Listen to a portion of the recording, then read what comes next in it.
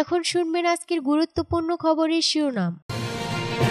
গাজায় ইসরায়েলি আগ্রাসন যুদ্ধবিরতির পর ধ্বংসস্তূপ থেকে ৩৫৪ মরদেহ উদ্ধার। পারমাণবিক স্থাপনায় হামলা হলে সর্বাত্মক যুদ্ধ শুরু হবে, জানিয়েছেন ইরানের পররাষ্ট্রমন্ত্রী। যুক্তরাষ্ট্রে আবারও প্লেন বিধ্বস্ত। ফের খুলছে গাজার রাফা সীমান্ত ক্রসিং। অবৈধভাবে কঙ্গো দখল করছে রুয়ান্ডা, কঙ্গো পররাষ্ট্রমন্ত্রী। আইডি না থাকায় যুক্তরাষ্ট্রে বৈধ অভিবাসীরাও গ্রেফতার। যুদ্ধবিরতির পর ধ্বংসস্তূপ থেকে ৩৫৪ মরদেহ উদ্ধার। ফিলিস্তিনের গাজায় যুদ্ধ থামলেও দীর্ঘ হচ্ছে মৃত্যুর মিছিল। যুদ্ধবিরতির পর ধ্বংসস্তূপ থেকে প্রতিদিন কয়েক ডজন করে মরদেহ উদ্ধার করা হচ্ছে। জাতিসংঘের হিসাবে গত ১৯ জানুয়ারি যুদ্ধবিরতি কার্যকর হওয়ার পর থেকে গাজায় ৩ শতাধিক মরদেহ উদ্ধার করা হয়েছে।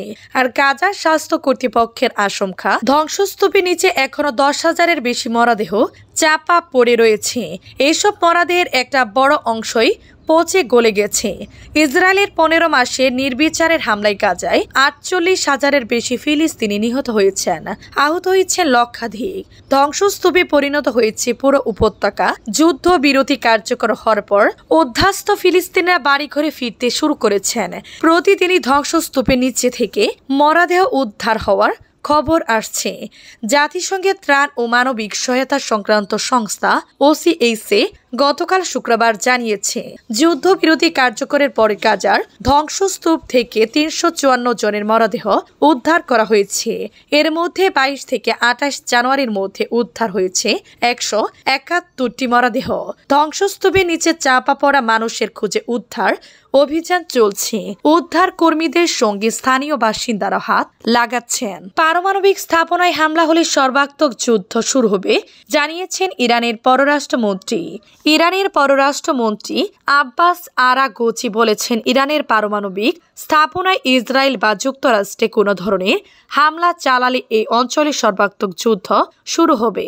কাতার ভিত্তিক সংবাদ মাধ্যম আল জাজিরার আরবি ভার্সনকে দেয়া সাক্ষাৎকারে এই কথা বলেন তিনি। কাতার সফরকালে এ সাক্ষাৎকারটি দেন তিনি। শুক্রবার ৩১ জানুয়ারি এ সাক্ষাৎকার প্রকাশিত হয়েছে। সাক্ষাৎকারে ইরানি পররাষ্ট্রমন্ত্রী বলেছেন, ইরানের পারমাণবিক স্থাপনায় সামরিক হামলা হলে তা যুক্তরাষ্ট্রের সবচেয়ে বড় ঐতিহাসিক ভুল হবে। আরাগচি বলেছেন, ইরান যে কোনো হামলার জবাব তাৎক্ষণিক এবং স্পষ্টভাবে দিবে এবং এটি এই অঞ্চলে সর্বাত্মক যুদ্ধ বেঁধে যাবে। আল জাজিরার প্রতিবেদনে বলা হয়েছে, ট্রাম্পের দ্বিতীয় মেয়াদে ক্ষমতা গ্রহণের পর ইসরায়েলি প্রধানমন্ত্রী বেনিয়ামিন নেতানিয়াহুর প্রভাব আরও বাড়বে। এ কারণে ইসরায়েল ইরানের পারমাণবিক স্থাপনায় হামলা চালাতে পারে বলে আশঙ্কা বাড়ছে। আরাগচি বলেছেন, তিনি কাতারের প্রধানমন্ত্রী এবং পররাষ্ট্রমন্ত্রীর সঙ্গে দুহাই আঞ্চলিক ইস্যু নিয়ে আলোচনার জন্য দেখা করেছেন। তিনি বলেছেন, গাজায় যুদ্ধবিরতি চুক্তি সম্পন্নের জন্য আমরা কাতারের মধ্যস্থতার প্রশংসা করছি। যুক্তরাষ্ট্রে আবারও প্লেন বিধ্বস্ত। যুক্তরাষ্ট্রে আবারও প্লেন বিধ্বস্ত হয়েছে। স্থানীয় সময় শুক্রবার ৩১ জানুয়ারি সন্ধ্যায় উত্তর পূর্ব ফিলাডেলফিয়ায় রুজভেল্ট বুলেভার্ড এবং কটম্যান এভিনিউর কাছে এই বিমানটি বিধ্বস্ত হয়। বিবিসির প্রতিবেদন অনুযায়ী বিধ্বস্ত হয়ে বিমানটি কয়েকটি বাড়ির উপরে পড়েছে। এতে সেখানকার বাড়িঘর ও যানবাহনে আগুন ধরে গেছে। নিচে থাকা বেশ কয়েকজন মানুষের আহত হওয়ার খবর পাওয়া গিয়েছে। মার্কিন কর্মকর্তারা বলেছেন, শুক্রবার সন্ধ্যায় বিমানটি বিধ্বস্ত হওয়ার সময় এর ভিতরে ৬ জন ছিলেন। সিবিএস সহ একাধিক মার্কিন সংবাদ মাধ্যমের তথ্য অনুযায়ী প্লেনটি একটি মেডিকেল ট্রান্সপোর্ট মিশনে ছিল এবং এর ভিতরে চিকিৎসক ও একজন শিশু রোগী ছিলেন। উদ্ধার কাজে অংশ নিয়েছেন জরুরি কর্মীরা। সেখানে এখন তারা উদ্ধার তৎপরতা শুরু করেছেন। এছাড়া জনগণকে দুর্ঘটনাস্থল থেকে দূরে রাখার আহ্বান জানানো হয়েছে। ফিলাডেলফিয়ার মেয়র চেরেল পার্কার এক সংবাদ সম্মেলনে বলেছেন, নগর কর্তৃপক্ষ এখনো হতাহতের সংখ্যা জানে না, তবে হতাহতের জন্য দোয়া করার অনুরোধ করেছেন তিনি। এছাড়া বিমানের কোনো ধ্বংসসাবশেষ দেখলে ৯১১ নম্বরে কল দেওয়ার কথা বলেছেন। ফের খুলছে গাজা রাফা সীমান্ত ক্রসিং। আবারও খুলছে গাজা উপত্যকার রাফা সীমান্তে ক্রসিং। এটি মিশরের সঙ্গে সংযোগ স্থাপনকারী গুরুত্বপূর্ণ প্রবেশ পথ। এক হামাস কর্মকর্তা ও আলোচনার সঙ্গে সংশ্লিষ্ট একটি সূত্রের বরাত দিয়ে ফরাসি বার্তা সংস্থা এএফপি এ খবর জানিয়েছে।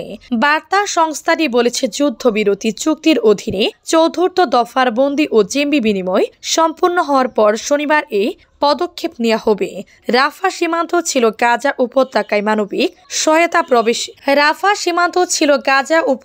মানবিক সহায়তা প্রবেশের অন্যতম প্রধান পথ। তবে গত বছরের মে মাসে ইসরায়েলি সেনাবাহিনী ফিলিস্তিনি পাশ দখলে নেওয়ার পর থেকে এটি বন্ধ রয়েছে। মিশর সহ বিভিন্ন দেশ ও ত্রাণ সংস্থাগুলো একাধিকবার এর নিন্দা জানিয়েছে। হামাস কর্মকর্তা বলেছেন, মধ্যস্থতাকারীরা হামাসকে জানিয়েছে ইসরায়েল রাফা সীমান্ত শনিবার খুলতে সম্মত হয়েছে বন্দি বিনিময়ের চতুর্থ দফা শেষ হওয়ার পর। সূত্রটি আরও জানিয়েছে, গাজায় আহতদের সরিয়ে নেয়ার কাজও এই সীমান্ত দেশ সম্পূর্ণ হবে, যা গাজায় যুদ্ধবিরতি ও জিম্মি মুক্তির চুক্তির অংশ। এদিকে হামাস শাসিত গাজা স্বাস্থ্য মন্ত্রণালয় এক বিবৃতিতে জানিয়েছে, প্রথম দফায় অসুস্থ ব্যক্তিদের একটি দল শনিবার চিকিৎসার জন্য মিশরে পাঠানো হবে। গত সোমবার ইউরোপীয় ইউনিয়ন ইইউ রাফা সীমান্তে তাদের পর্যবেক্ষণ মিশন আবারও শুরু